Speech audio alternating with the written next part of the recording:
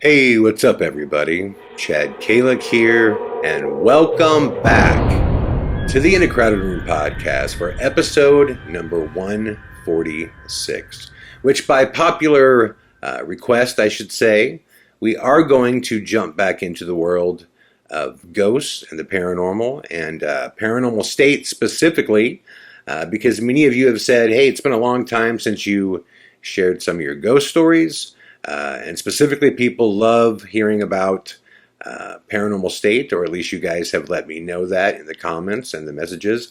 And it has been a long time since I actually shared some more stories about my time with Paranormal State. But before I jump into the case that I'm going to talk about, I first wanted to send you guys a huge thank you for the support that you've been throwing my way on Patreon. In one day alone, I believe 23 of you have already signed up to support the show, and that means the world to me. Right around 200 patrons will be able to bring on a full-time editor and get this show at least 6 episodes per week, released every day at 6 p.m. That is my goal.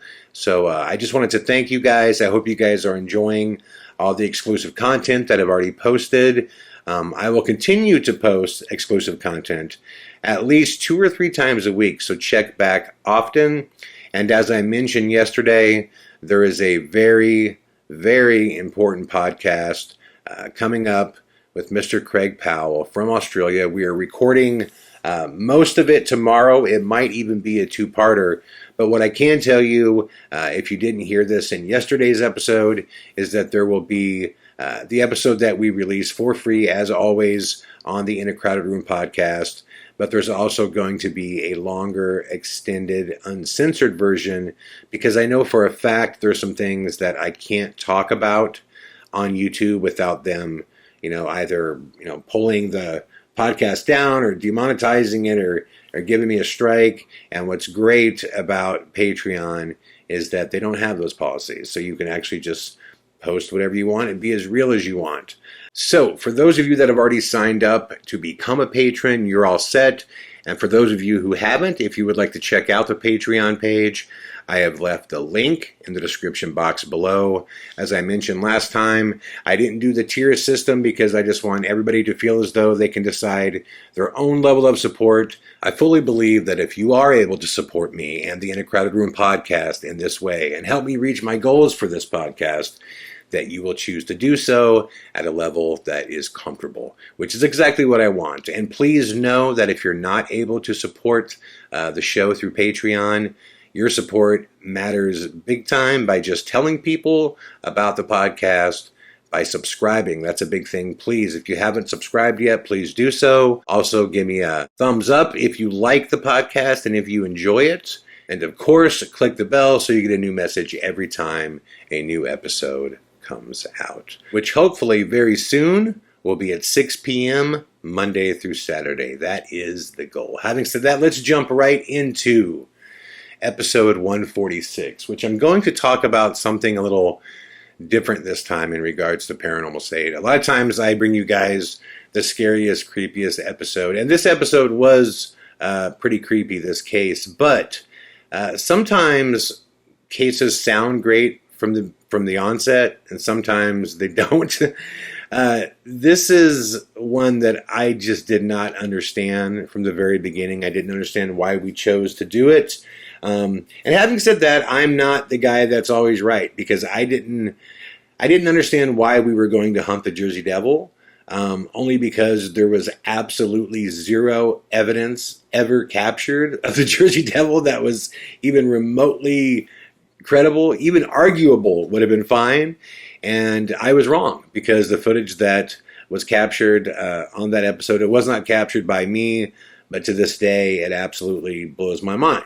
And I've talked about that case on a previous episode as well, so maybe I'll do a flashback on that one pretty soon.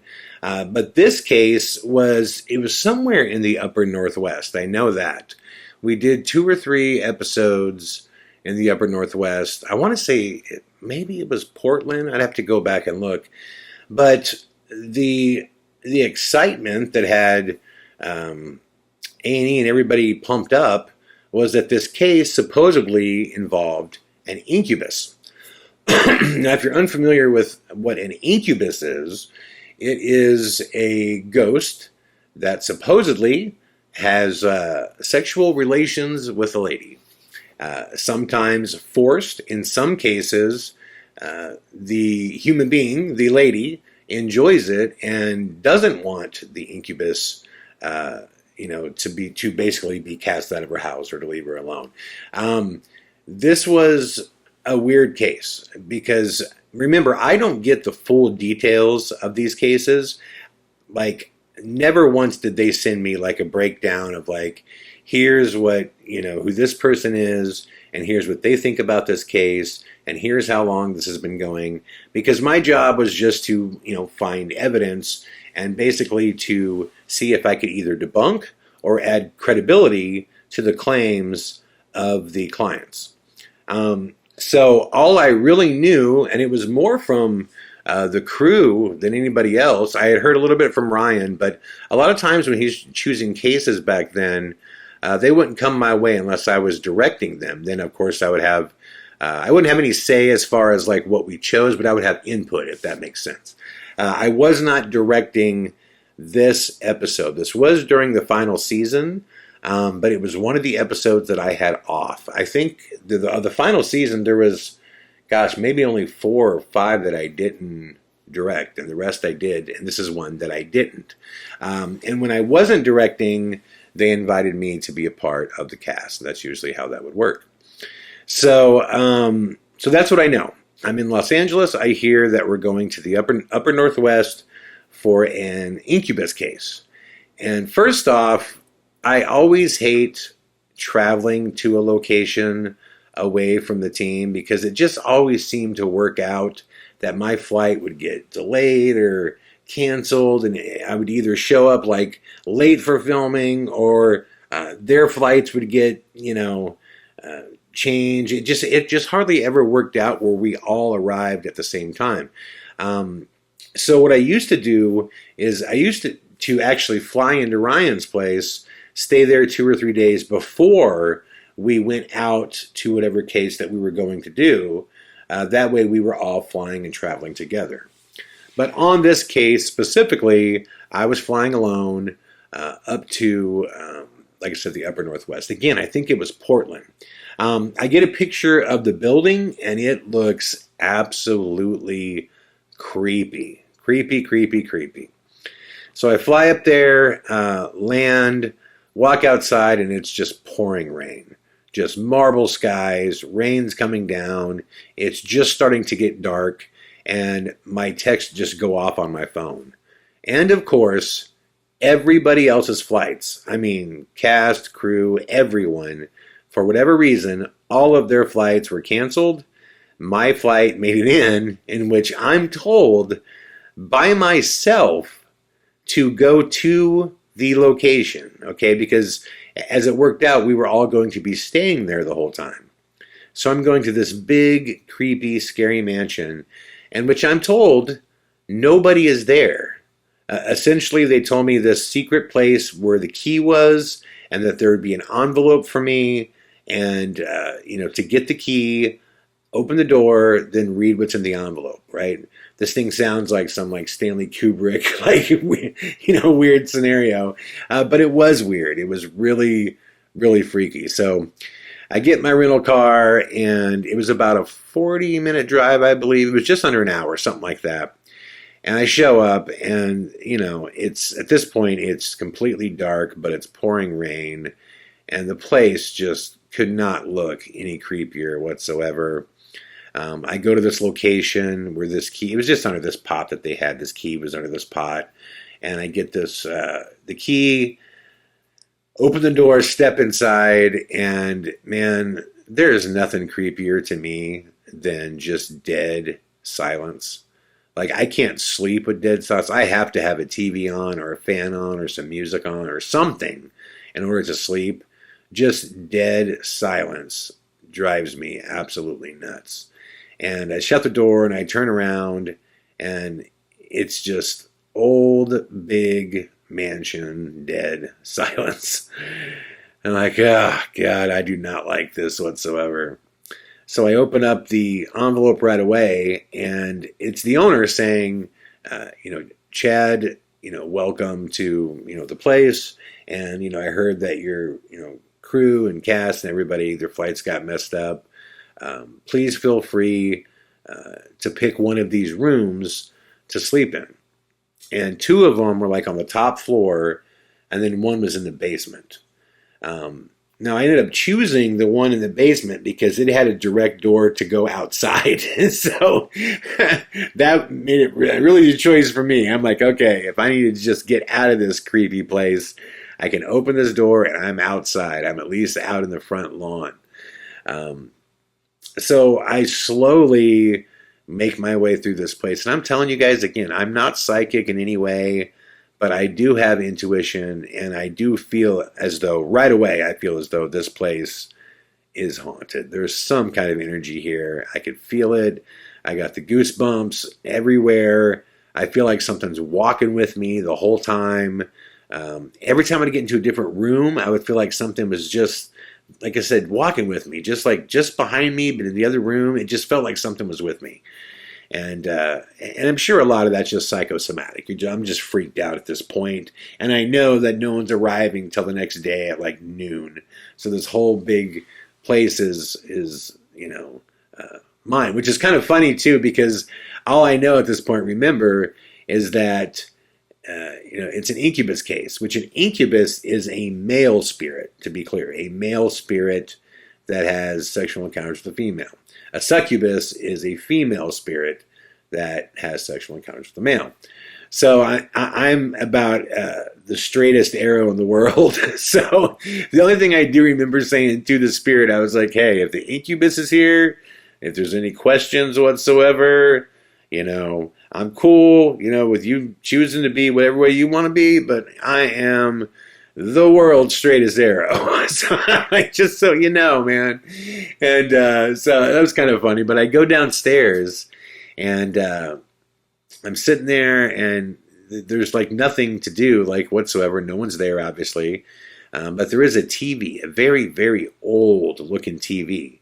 And I turn it on, and believe it or not, it's a black and white television that is pulling some kind of signal. I didn't even know like analog television stations even existed at this point.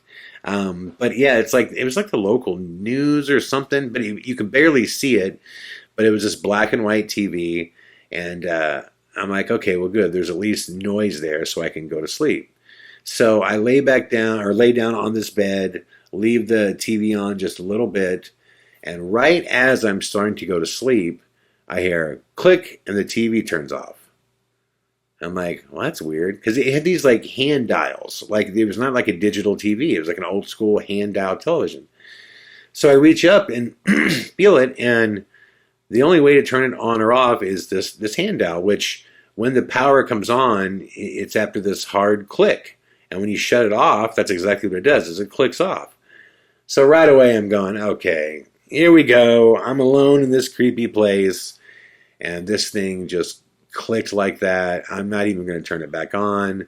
I'm not even going to get involved in the, play with the black and white, TV with the ghost, So I lay it back down and I say out loud, okay, whatever's here, if you want the TV off, that's fine. If your goal is to spook me out, you've done a good job.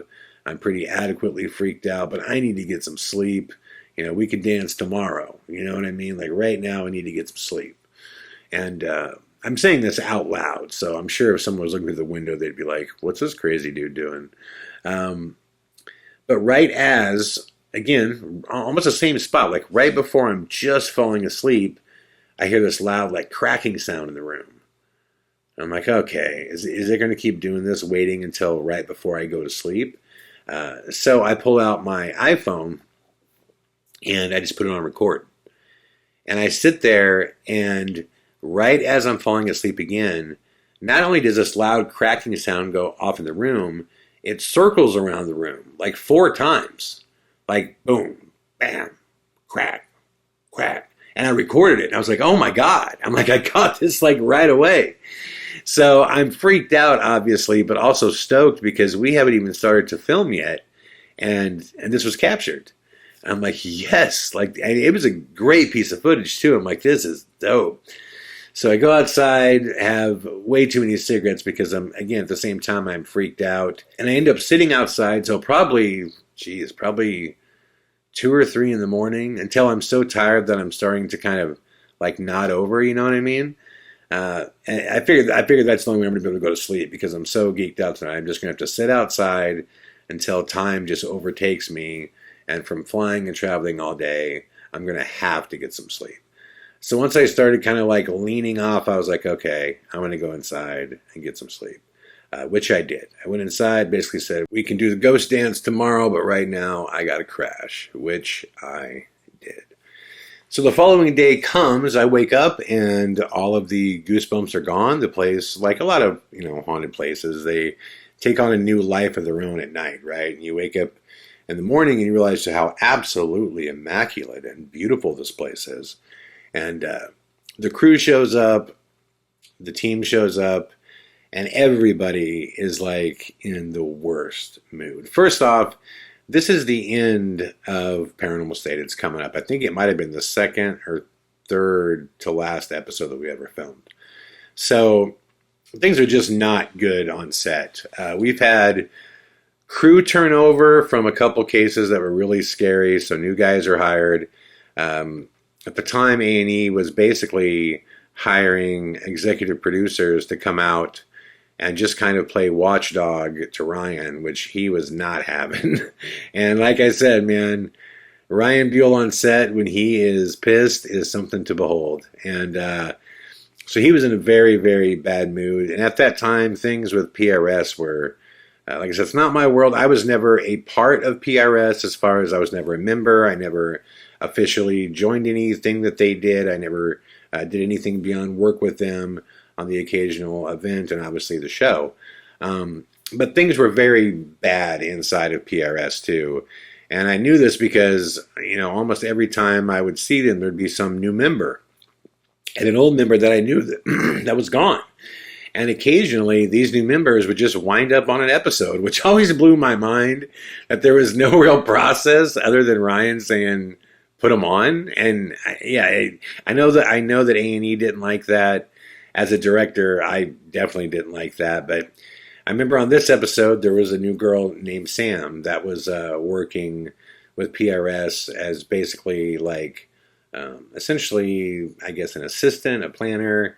But she wound up being on an episode, and it was this episode. So I had never worked with her before, had never filmed with her before, had never, I knew her from being around it, but I had never worked with her in any capacity.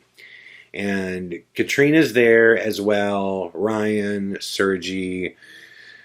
I'm trying to think of who else was there. It was such a revolving door of cast members at that point.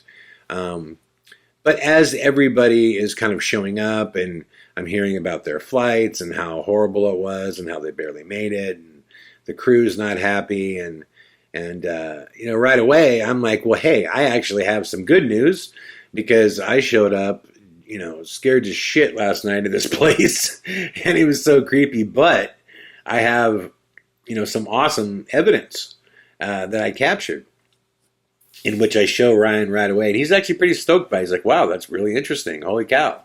I'm like, yeah. So we talked a little bit about the case, and that's when it kind of came out that, yes, this was an incubus case. And the reason I didn't like that is, well, I don't know, there's just obvious reasons to me.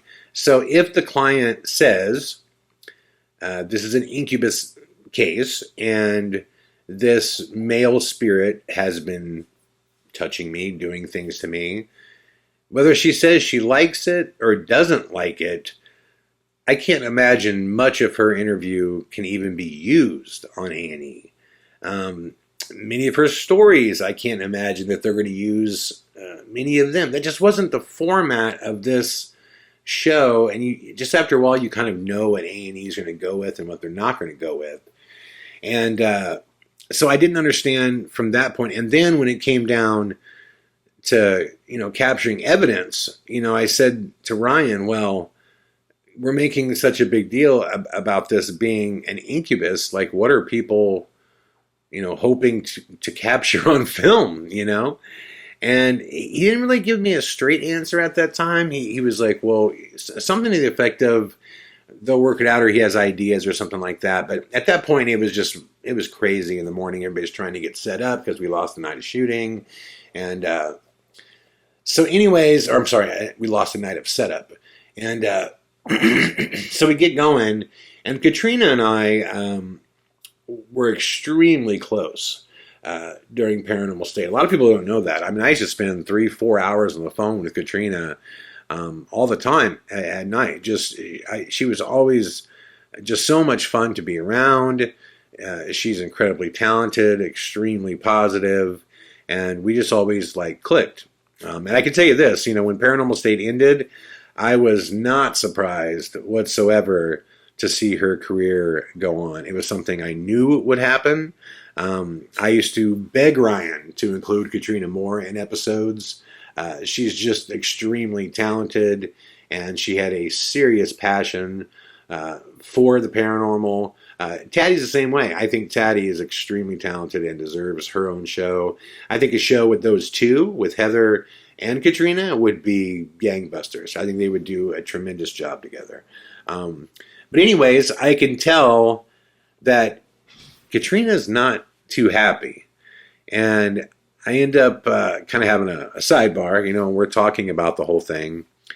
And essentially what she says is that it's been brought up to her that she's going to basically be the bait for this incubus. And I'm going, well, the bait? I don't understand. Again, what are we going to show here? Obviously, I don't think... even if Katrina was into the weirdest stuff in the world, which I have no idea what she's into, but even if she was, I'm just not seeing her going, oh yes, ghost, come please touch me. You know what I mean? Come please have sex with me. I'm just sitting here going, how's this going to work, man? And she was kind of saying the same thing too. I mean, she wanted to help the client. She was interested in the case and doing our part, but I could see on her face that, she knew, right away, kind of where this was going. As the details came out, I could see that she knew where this was headed. And I remember one of the executive producers, there was a new executive producer that just got hired that day. And this guy was begging me for help with Ryan. He was just I need Ryan to do this. Can you please help me? What am I doing? How do I get him to do this and do that? And I finally just said to him, man, listen, I'm not the EP here, dude. You're going to have to figure out how to work with them. I have no idea. But, you're just going to have to work with them. And after that conversation, he said, so what do you think about this case in general? And I said, I don't know why we're here, man. I don't know what we can do. Like I said, if the client talks about her sexual escapades with this ghost, or if the ghost did something against her will, and this is real, I suppose she can say that in very vanilla terms, but, there's no evidence that we can show the audience. And when it comes to proving it, how do we do that? And he said to me, he goes, well, Katrina. And I was like, has anybody asked her if that's okay? Because this is really wild, man. What is she... going to do? And he said to me, he goes, well, it's really kind of up to her, depending upon how far she wants to go. And I was like, how far she wants to go? I'm so glad she doesn't know this conversation's going on right now, because she would probably lose her fucking mind, So I ended up talking to her later on, and, I was like, hey, it's up to you. Just know you don't got to do any of this, anything, and she knew that. She didn't need me to tell her that. She's a big girl and she could obviously make her own decisions. So I was just more being a friend, just saying, you don't have to do this. And I know Katrina, if she commits to something, in all things, if she's going to be a part of whatever it is, she wants to, do the best that she can do. And So I just told her, I said, well, look, man, think about it. If they haven't asked you yet, they're going to. They're going to ask you to basically put yourself out there as bait. I don't know what that means yet. So I find out a little bit later as the stories are going on that, and I can't remember if it was Ryan or A&E. For some reason, I can't imagine Ryan would do it. But somebody did basically say to her, can you get topless underneath like a blanket? Which obviously she was not cool with. And you know what's funny about this now, when you think about this now? There is no fucking way an episode like this could even be broached in today's world of Me Too and all that stuff. And because if someone would have came to her and said, and legitimately, I think she would have had a case to go, this is just really uncomfortable that people are pressuring me to put myself out there potentially to have myself touched sexually. Yeah, I can't imagine that episode could even be shot today. I can't imagine that. But basically, again, she came back. Like again, Katrina and I were so close. And not that we're not today, but her career took off, and I totally get it. You get focused, and you got to do what you got to do, and you got to build a life for yourself. So I totally understand. We don't talk that much anymore, but it's totally business related, and that's cool. I mean, I'm proud of her. I don't want her to have time to talk to me. Like, she's killing it, and but again, she kind of came back and said to me, yeah, I'm not getting naked under some blanket, man, and I think in the end what she decided to do, I haven't watched the episode in a long time, but I'm pretty 99% positive. Basically, she was in her bra and was under a blanket. And she did want to see what would happen. And that was, just so you guys know, I know her, and that was just pure fascination with the paranormal side of it. She honestly wanted to know if this was a real thing. And, to a degree. Like, obviously, she doesn't want to, have anything crazy happen. But I remember, again, I only watched the rough cut. I never watched the final episode. A lot of people ask me that too, did you always get together to watch the episodes when they came out? Rarely ever. Maybe the first 3 or 4 I did, just because of the fascination of doing television and that type of stuff. But by the end of it, episodes are coming out as you're filming new ones. You know what I mean? So when you're filming a season of television that leads into another season, time is so valuable. Like, when you have free time, the last thing you want to do is say, hey, we've been filming now for 9 months, going to haunted houses. We have some free time right now. Want to watch us go into haunted houses? You know what I mean? It's like, that's not what you want to do. But I did watch the rough cut of that episode because, as my friend, I was just, nervous as to how things would come off for her. And thankfully, it came off fine. The truth, I'm a firm believer of this, the truth always finds its way to seep through the camera. And what you can see is that, Katrina was concerned for the client and interested to see if this was a real thing that was happening. But the episode, in my opinion, was just next to unwatchable.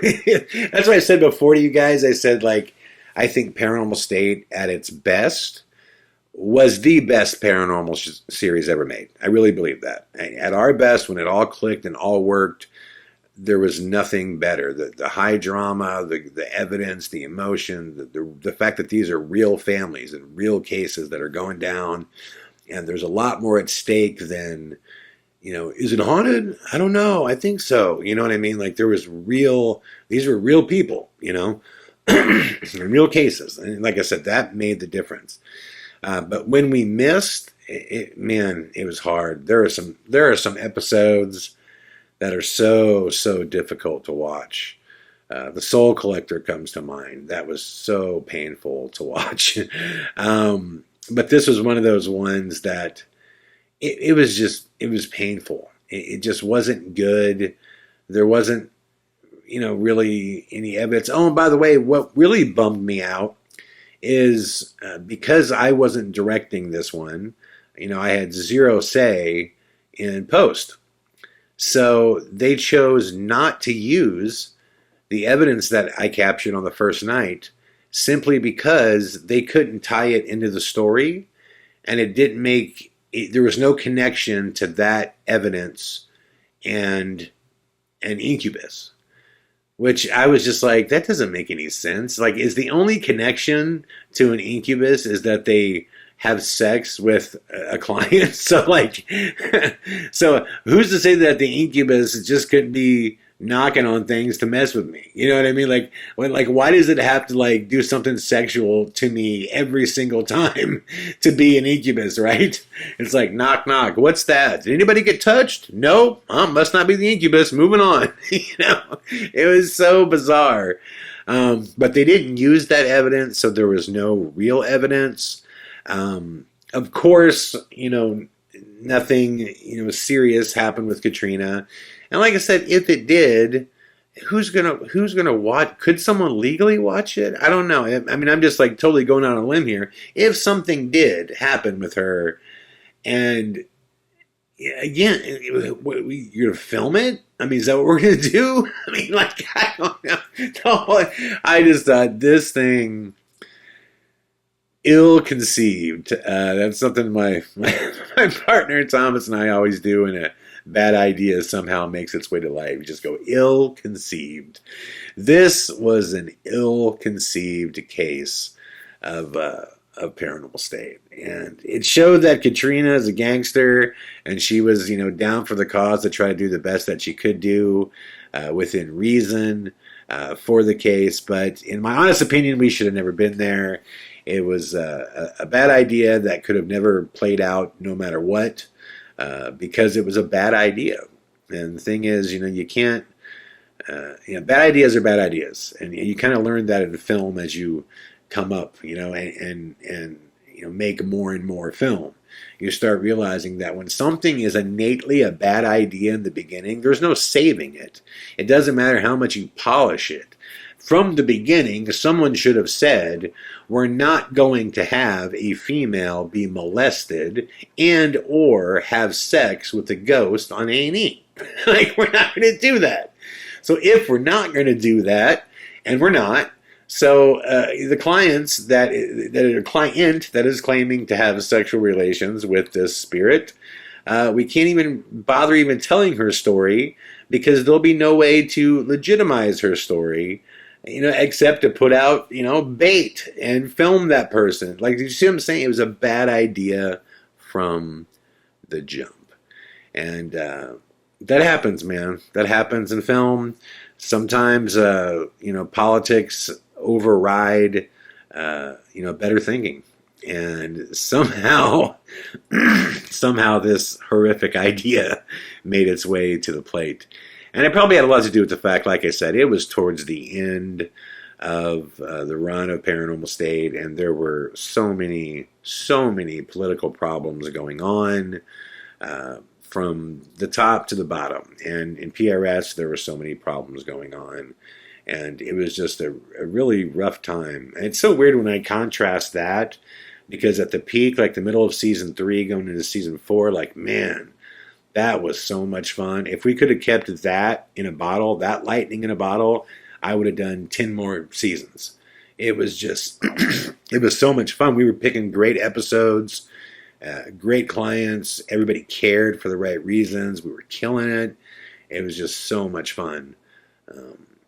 But as they say, man, all good things come to an end. It just, it is the way it is. So I hope you enjoyed this episode of the In a Crowded Room podcast. I'll make sure that I consistently jump back in and do some of the ghost stories. And I know you guys like when we get into the UFO stuff, which we got a whole lot of that soon with Mr. Craig Powell. When you guys hear what has been going on, not only in Australia, but just between he and I. There's just been a lot going on. And I know you guys like when I, have podcast episodes about that content. And I love it too, obviously. But keep in mind that, when I created this podcast, I just wanted to be able to talk about anything that matters to me and anything that I have an interesting story that relates to that content that I want to share with you guys. And I know that 99% of you love that. So for those of you that wanted another Paranormal State story, I have plenty more where that came from, and I'm more than happy to share those stories with you. That was a really fun part of my life. It was also at times a very dark part of my life, and I learned a lot from it. So whenever I can share that, again, that's at the root of why I also created the Inner Credit Room podcast. So thank you guys so much. If you want to check out the Patreon page, again, the link is in the description box below. There's all kinds of goodies there for you. Please check it out. And as I mentioned earlier, the Craig Powell interview will be coming very soon in the next couple days, hopefully on Saturday. Until then, as always, my friends, I hope you enjoyed this episode of the In the Credit Room podcast. I will be back tomorrow with more. All the best.